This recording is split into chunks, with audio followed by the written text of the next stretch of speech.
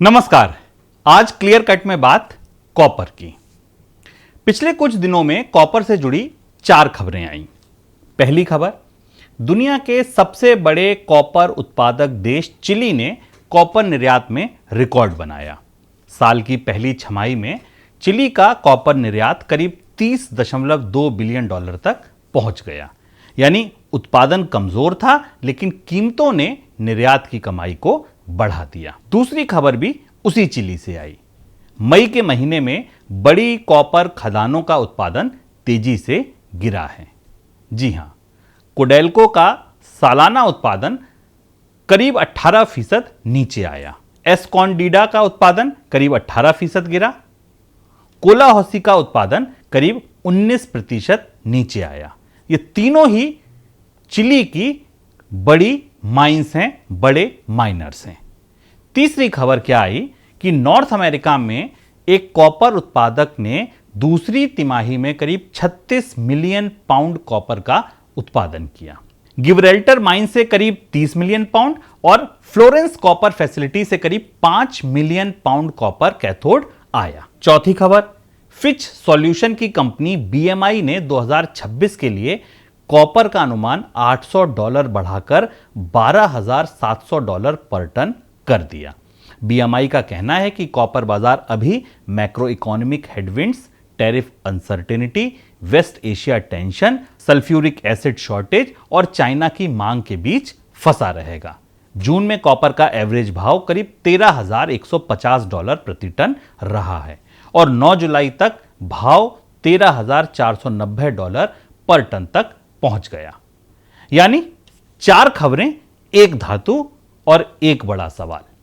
Copper में ऐसा क्या है कि चिली की खादान, चीन की फैक्ट्री, नोएडा का डेटा सेंटर, अमेरिका की टैरिफ पॉलिसी, वेस्ट एशिया का युद्ध और इंडिया का ईवी का सपना सब एक ही धातु से जुड़ जाते हैं। क्योंकि कॉपर अब सिर्फ एक मेटल नहीं रहा, ये AI, EV, solar, wind, data centre, power grid और डिफेंस मैन्युफैक्चरिंग की धड़कन बन गया है।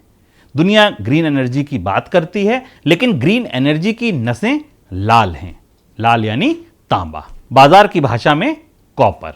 अब इस कहानी को समझने के लिए हमें 2026 से पीछे जाना होगा। पीछे नहीं, दरअसल बहुत पीछे जाना होगा। करीब 5500 ईसा पूर्व की बात है।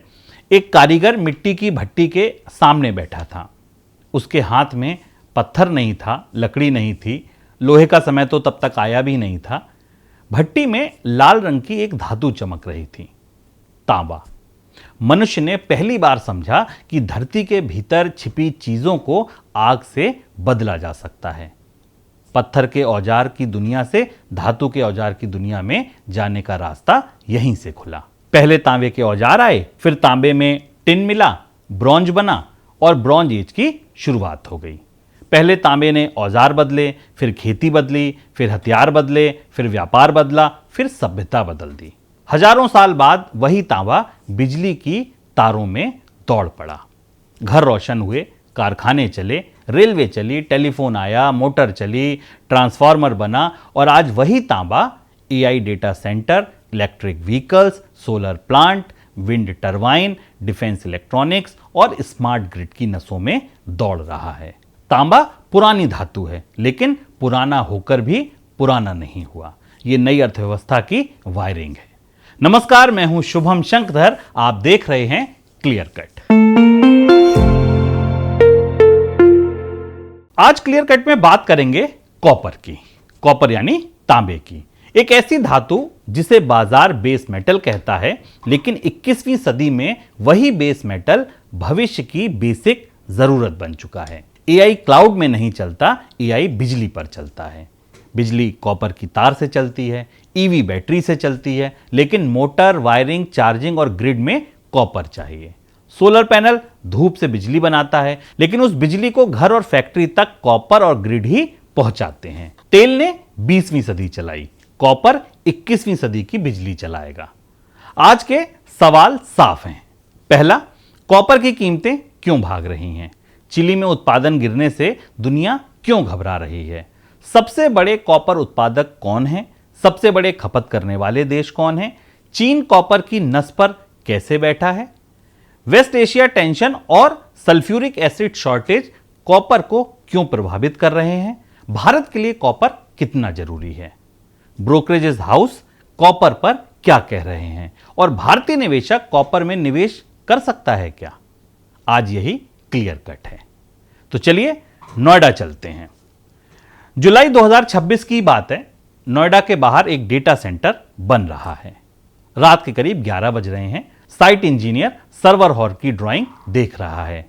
कूलिंग डक्ट लग चुके हैं, बैकअप पावर सिस्टम आ चुका है, फायर सेफ्टी लाइन तैयार है, फ्लोर्स पर व्हाइट टेप से रैक की जगह मार्क कर दी गई है। एक बोर्ड लगा है AI रेडी क्लाउड इंफ्रास्ट्रक्चर। ठीक उसी समय परचेज डिपार्टमेंट से मैनेजर का फोन आता है। कॉपर केबल डिलीवरी डिले हो गई। एक केबल रुकती है, सर्वर हॉल रुकता है। सर्वर हॉल रुकता है, AI क्लाउड रुकता है। AI क्लाउड रुकता है तो वह डिजिटल अर्थव्यवस्था रुकती है जिसकी बात हम रोज करते हैं। यहीं कॉपर की असली कहानी शुरू होती है।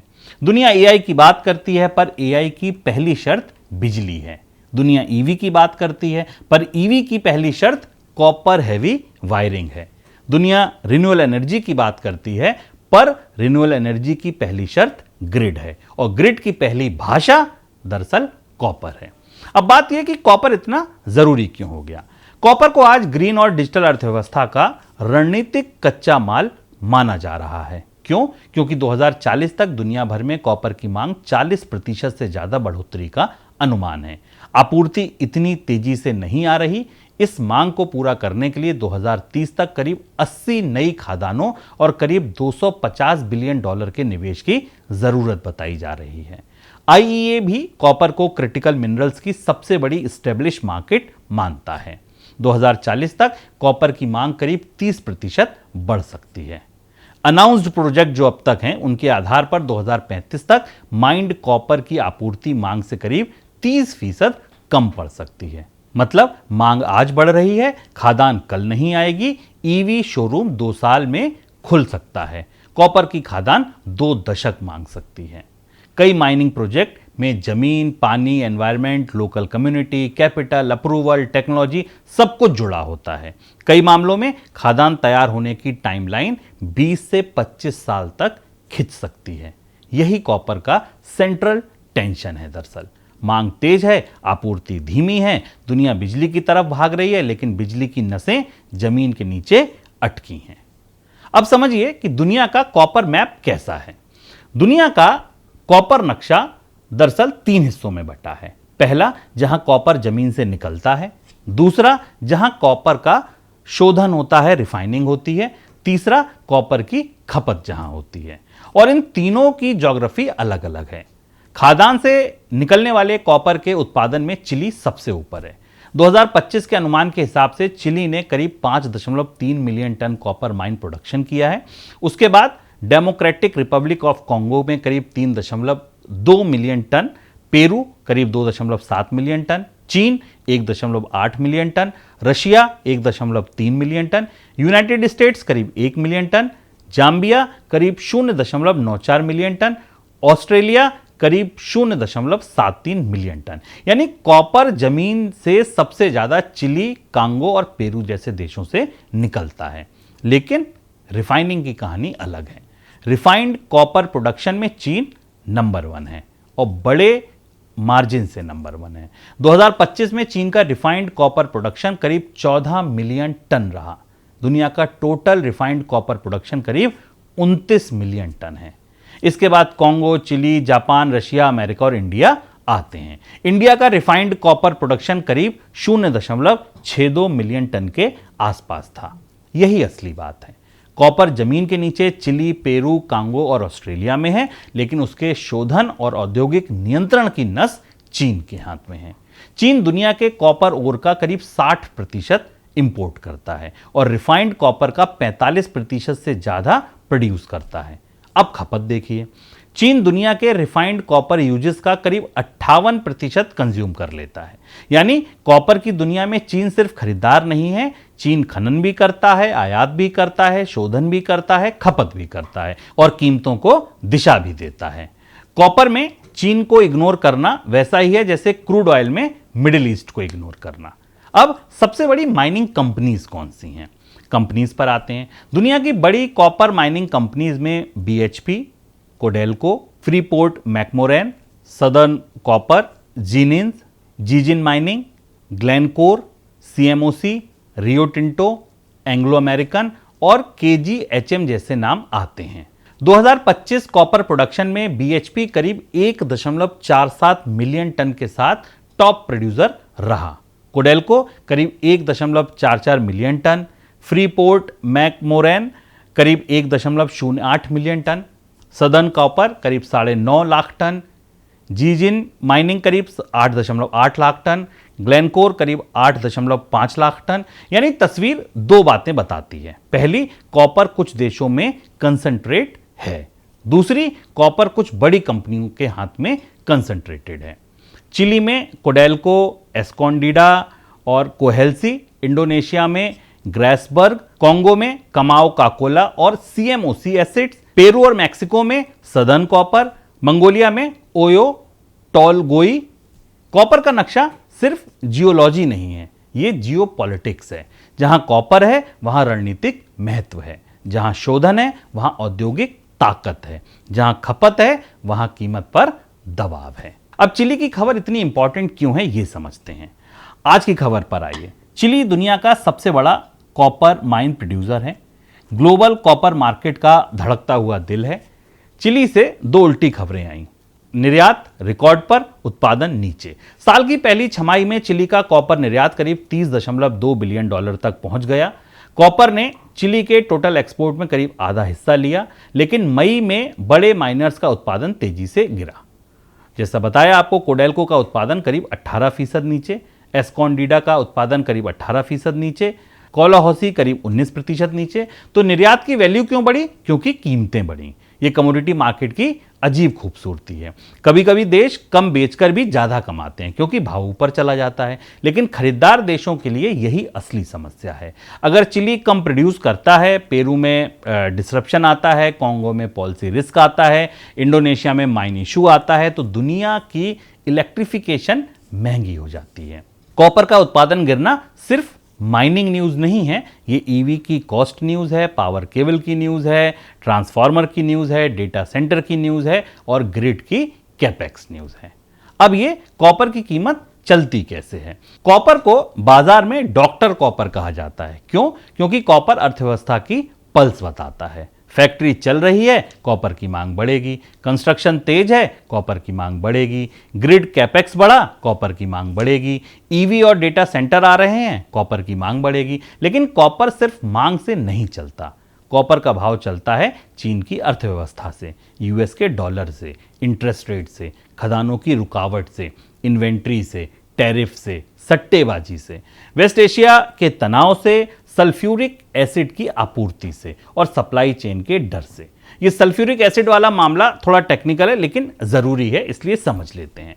कॉपर प्रोडक्शन की कुछ टेक्नोलॉजी में सल्फ्यूरिक एसिड बहुत अहम इनपुट है। अगर वेस्ट एशिया में युद्ध से सल्फर और सल्फ्यूरिक एसिड की आपूर्ति टाइट होती है, फ्रेट महंगा होता है या चाइना जैसे बड़े सप्लायर एक्सपोर्ट रोकते हैं, तो कॉपर माइनिंग और प्रोसेसिंग की लागत और उपलब्धता दोनों प्रभावित हो सकते हैं। BMI ने अपनी रिपोर्ट में यही कहा है कि वेस्ट एशिया वॉर के बाद सल्फर और सल्फ्यूरिक एसिड सप्लाईज बॉटलनेक में फंसी हैं और चाइना ने मई 2026 से सल्फ्यूरिक एसिड एक्सपोर्ट रोकने का फैसला किया है। इससे सप्लाई वरीज बढ़ी हैं। यानी कॉपर सिर्फ माइन से नहीं चलता, कभी कभी एसिड से चलता है। अमेरिका कॉपर इंपोर्ट पर टैरिफ की बात करे, भाव हिलता है। चीन स्टिमुलस दे, भाव हिलता है। चिली का उत्पादन गिरे, भाव हिलता है। डॉलर मजबूत हो तो भाव हिलता है। LME या कॉमेक्स इन्वेंट्री टाइट हो तो भाव हिलता है। वेस्ट एशिया में तनाव बढ़ जाए तब भाव पर असर आता है। 2025 और 26 में कॉपर की कीमतें रिकॉर्ड जोन के आसपास रहीं। कॉमेक्स और LME दोनों मार्केट में कॉपर की चाल tariff uncertainty, US stock piling, mines में डिसरप्शन, सल्फ्यूरिक एसिड शॉर्टेज और इलेक्ट्रिफिकेशन डिमांड का असर दिखाती हैं।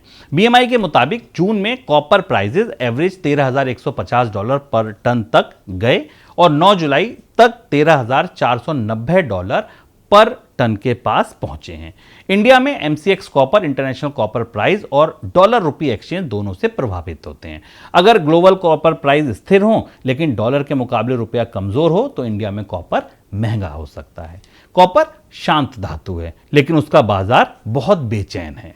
अब आते हैं कि रिसर्च हाउसेज या ब्रोकरेज हाउसेज क्या कह रहे हैं। कॉपर पर बाजार एक मत नहीं है। कुछ रिसर्च हाउसेज निकट अवधि में वॉलेटिलिटी की बात कर रहे हैं, कुछ लंबी अवधि में तेजी की।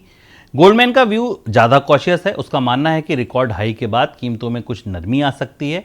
गोल्डमैन ने 2026 में कॉपर को रिसेंट हाई से नीचे आने की बात की है, लेकिन लंबी अवधि में ग्रेड एआई और पावर इंफ्रास्ट्रक्चर डिमांड को सपोर्ट माना है। यूबीएस ज्यादा तेजी में है। यूबीएस ने माइन डिसरप्शन और आपूर्ति घटने के कारण 2026 के लिए कॉपर फोरकास्ट बढ़ाए हैं। उसके फोरकास्ट में दिसंबर 2026 तक कॉपर $13,000 पर टन तक जा सकता है। यूबीएस ने 2026 में करीब 4 लाख टन से ज्यादा का डेफिसिट अनुमान दिया है। बैंक ऑफ अमेरिका भी मीडियम टर्म में तेजी में है। उसने 2026 का जो एवरेज कॉपर प्राइस है वो करीब $11,300 पर टन दिया है। 2027 का एवरेज प्राइस $13,500 पर टन बताया है। पीक लेवल में $15,000 पर टन तक की पॉसिबिलिटी भी सामने रखी है। अब सिटी का व्यू देखिए। यह भी निकट अवधि में बाजार को कुछ ठंडा रह सकता है ऐसा मान रहा है, लेकिन बाद में टाइट सप्लाई और आसान मॉनेटरी कंडीशन कॉपर को सपोर्ट दे सकते हैं। बीएमआई की जो सबसे ताजा रिपोर्ट आई है उसने 2026 के लिए कॉपर का प्राइस फोरकास्ट $800 बढ़ाकर $12,700 पर टन मान लिया है। बीएमआई का मानना है कि बाजार मैक्रो हेडविंड्स और टैरिफ अनसर्टेनिटी के बीच फंसा है। सेकेंड हाफ में वॉलेटिलिटी ज्यादा रह सकती है क्योंकि West Asia war, tariff uncertainty, China से डिमांड और ग्लोबल ग्रोथ आउटलुक बार बार सेंटीमेंट बदलेंगे। बीएमआई ने डिमांड साइड पर चाइना को लेकर सावधानी दिखाई है। उसका मानना है कि चाइना की ग्रोथ 2026 में 4.5% रह सकती है, लेकिन सेकेंड क्वार्टर के डेटा से डिमांड मोमेंटम धीमा दिखा। यूएस डोमेस्टिक डिमांड भी कमजोर रही और यूएस रियल एस्टेट डिमांड सालाना आधार पर करीब 16% घट गई। सप्लाई साइड पर बीएमआई ने कॉपर माइनिंग ग्रोथ फोरकास्ट 2.8% से घटाकर 2.4% किया है। वजह चिली का उत्पादन घटना, ग्रेसवर्क और कामुआ माइंस के ऑपरेशनल इंसिडेंट और रॉ मटेरियल शॉर्टेज बीएमआई के हिसाब से लॉन्ग टर्म में स्ट्रक्चरल डेफिसिट की स्थिति बना सकते हैं और 2035 तक कॉपर प्राइस $17,000 पर टन तक जा सकता है। इसका मतलब क्या है? कॉपर की कहानी मजबूत है। लंबी अवधि में, निकट अवधि में झटके रहेंगे।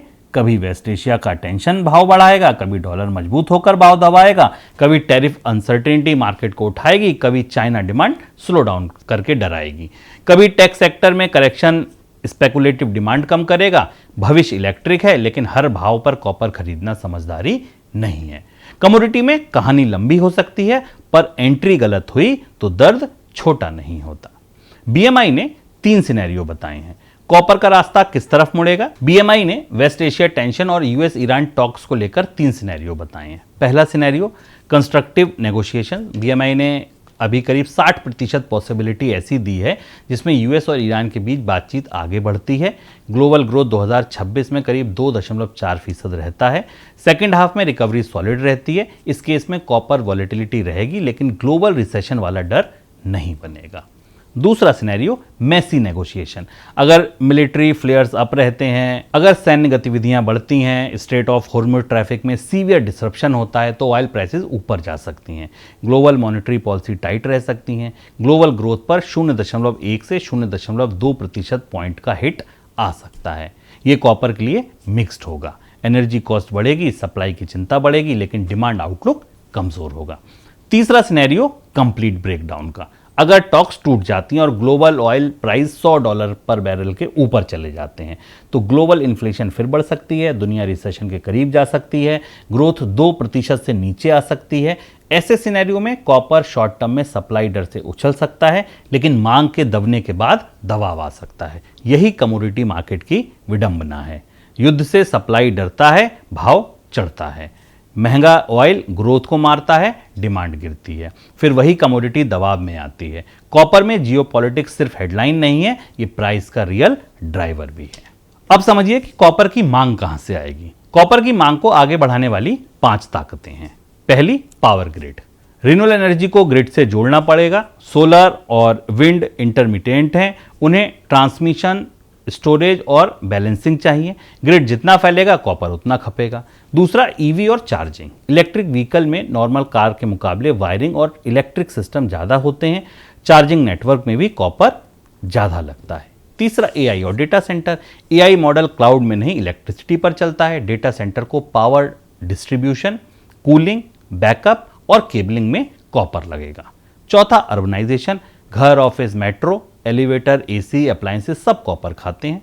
पांचवा, डिफेंस और strategic electronics.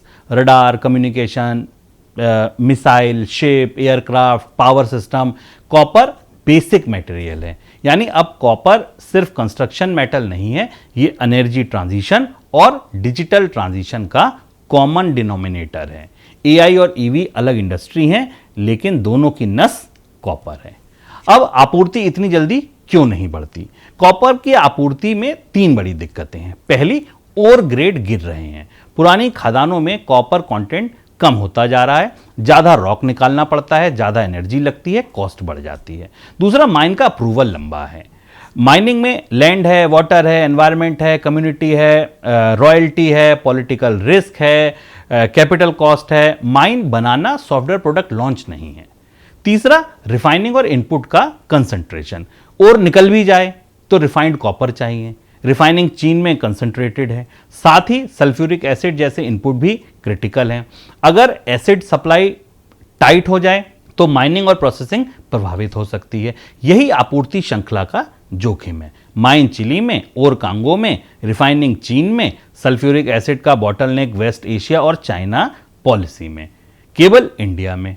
Data centre Noida में। ये ग्लोबलाइजेशन की चेन है, और चेन वहीं टूटती है जहां लिंक सबसे कमजोर होता है। अब इंडिया के लिए कॉपर क्यों स्ट्रेटेजिक है? अब इंडिया एंगल पर आइए। इंडिया को कॉपर चाहिए पावर ग्रिड के लिए, रिन्यूएबल एनर्जी के लिए, ईवी चार्जिंग के लिए, मेट्रो और रेल इलेक्ट्रिफिकेशन के लिए, हाउसिंग वायरिंग के लिए, डिफेंस इलेक्ट्रॉनिक्स के लिए, डेटा सेंटर के लिए, एआई इंफ्रास्ट्रक्चर के लिए। सीएसीपी की इंडिया कॉपर रिपोर्ट के मुताबिक इंडिया में कन्वेंशनल सेक्टर की कॉपर डिमांड वित्त वर्ष 2030 तक 3.24 मिलियन टन पहुंच सकती है। कंस्ट्रक्शन, इंडस्ट्रियल और इलेक्ट्रिसिटी सेंटर प्रमुख डिमांड ड्राइवर होंगे। एनर्जी ट्रांजिशन सेक्टर की मांग भी वित्त वर्ष 2030 तक 274,000 टन तक पहुंच सकती है। इंडिया अगर विकसित भारत बनना चाहता है तो उसे सिर्फ स्टील और सीमेंट नहीं लगेगा, उसे कॉपर की सिक्योरिटी भी लगेगी। रोड सीमेंट से बनती है, ब्रिज स्टील से बनता है, लेकिन इलेक्ट्रिफाइड इकोनॉमी कॉपर से चलती है। भारत सोलर लगाएगा, ईवी बनाएगा, डेटा सेंटर खड़ा करेगा, मेट्रो बढ़ाएगा, ट्रांसमिशन लाइन बिछाएगा, लेकिन भारत की कॉपर आपूर्ति अगर बाहर निर्भर है तो एनर्जी सिक्योरिटी भी उधार की सुरक्षा बन जाएगी। इंडिया में हिंदुस्तान कॉपर देश का sole vertically integrated copper producer माना जाता है। माइनिंग, स्मेल्टिंग, रिफाइनिंग और कॉपर रॉड फैसिलिटी के साथ हिंडाल्को का दहेज स्मेल्टर एशिया के बड़े single location custom copper smelter में गिना जाता है, और इंडिया की रिफाइंड कॉपर इक्विपमेंट में उसकी बड़ी भूमिका है।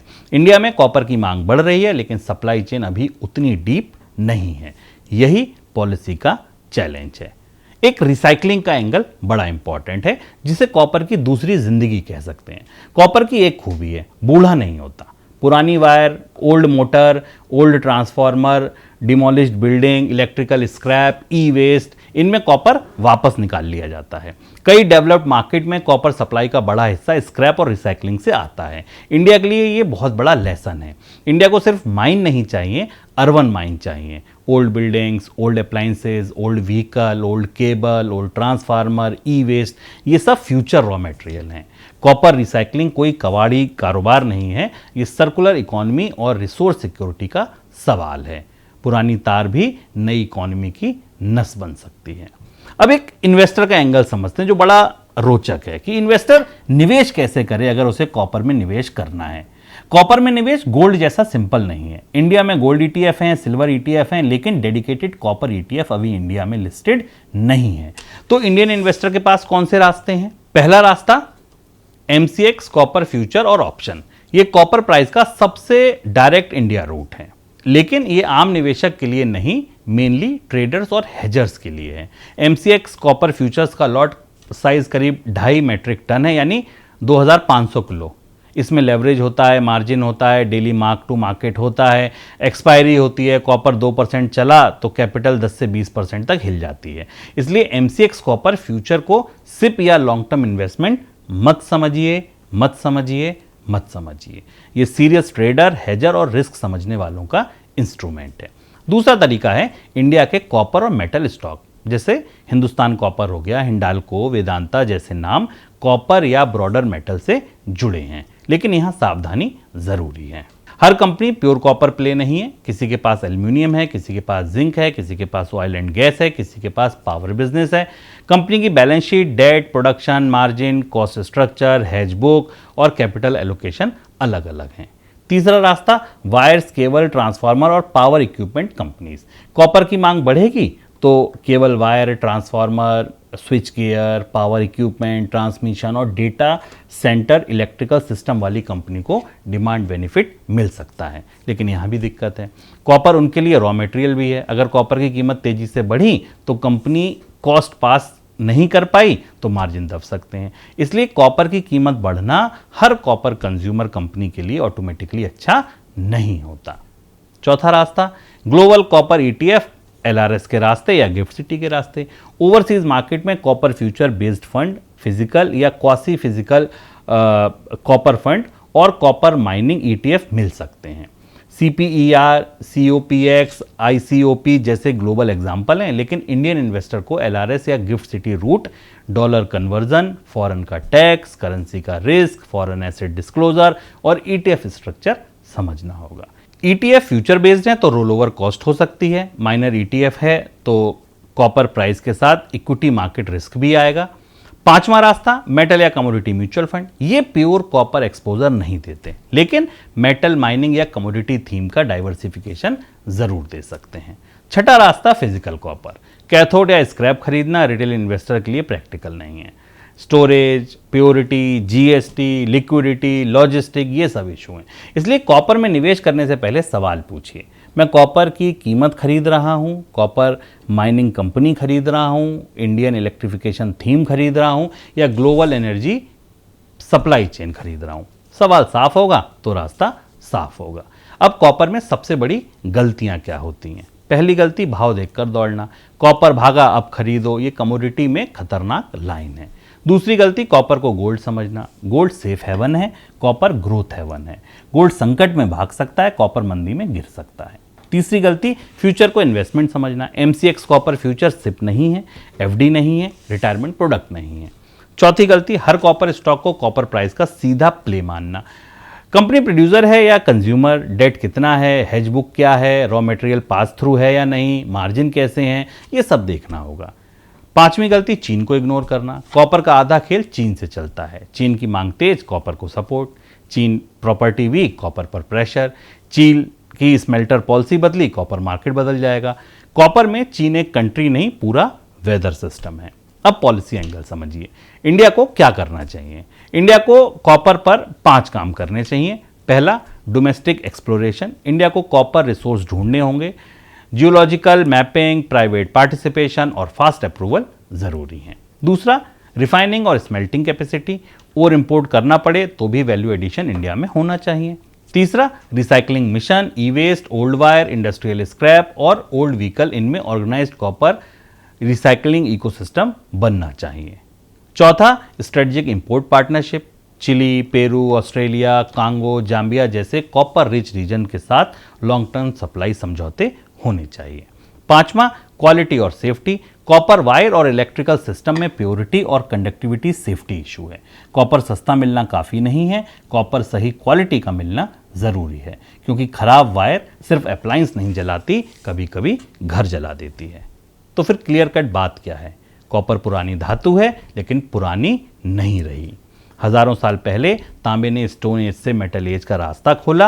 आज वही तांबा फॉसिल फ्यूल अर्थव्यवस्था से इलेक्ट्रिक अर्थव्यवस्था का रास्ता खोल रहा है। एआई डेटा सेंटर कॉपर मांगता है, ईवी कॉपर मांगता है, सोलर और विंड कॉपर मांगते हैं, पावर ग्रिड कॉपर मांगती है, डिफेंस इलेक्ट्रॉनिक्स कॉपर मांगते हैं, इंडिया का अर्बनाइजेशन कॉपर मांगता है। लेकिन कॉपर की कहानी सीधी नहीं है। चिली में उत्पादन गिरता है, निर्यात की वैल्यू रिकॉर्ड बनती है, माइन आउटपुट स्लो है, मांग फास्ट है। कॉपर जमीन में लैटिन अमेरिका और अफ्रीका में है, रिफाइनिंग में चाइना में है। West Asia tension sulphuric acid supply तक असर डाल सकता है। चाइना डिमांड और यूएस टैरिफ अनसर्टेनिटी भाव को ऊपर नीचे कर सकते हैं। इंडिया मांग बढ़ा रहा है लेकिन सप्लाई सिक्योरिटी अभी चुनौती है। ब्रोकरेज लंबी अवधि में तेजी देख रहे हैं, निकट अवधि में गिरावट और वॉलेटिलिटी की चेतावनी भी दे रहे हैं। बीएमआई ने 2026 के लिए कॉपर का अनुमान $12,700 पर टन कर दिया है। लॉन्ग टर्म में 2035 तक $17,000 पर टन की संभावना है, लेकिन इसका मतलब ये नहीं कॉपर किसी भी भाव पर खरीदने की चीज है। कॉपर फ्यूचर की धातु है, लेकिन हर फ्यूचर एसेट महंगे भाव पर अच्छा इन्वेस्टमेंट नहीं होता। इंडियन इन्वेस्टर के लिए रास्ते MCX future, metal stock, cable और wire theme, global ETF, by GIFT City या एलआरएस, कमोडिटी फंड्स, लेकिन हर रास्ते का अपना जोखिम अलग है। एमसीएक्स डायरेक्ट है पर लेवरेज्ड है, स्टॉक आसान है पर प्योर कॉपर नहीं, ग्लोबल ईटीएफ पॉसिबल है पर करेंसी और टैक्स रिस्क है, डोमेस्टिक कॉपर ईटीएफ है अभी इंडिया में नहीं है। इसलिए कॉपर में निवेश करने से पहले ये समझिए कि आप मेटल खरीद रहे हैं, कंपनी खरीद रहे हैं या इलेक्ट्रिफिकेशन थीम खरीद रहे हैं। कॉपर कोई चमकदार ज्वेलरी मेटल नहीं, ये हिडन इंफ्रास्ट्रक्चर मेटल है, बिजली की नस है, ग्रीन इकोनॉमी का स्केल्टन है, एआई का साइलेंट इंफ्रास्ट्रक्चर है, ईवी का इनविजिबल इंजन है और विकसित भारत की अनिवार्य धातु है। ग्रीन एनर्जी का रंग हरा है लेकिन उसकी नसें लाल हैं। तेल ने 20वीं सदी चलाई, कॉपर 21वीं सदी को वायर करेगा। यही कॉपर का असली क्लियर कट है। नमस्कार, मैं हूं शुभम शंकरधर, आप देख रहे थे क्लियर कट।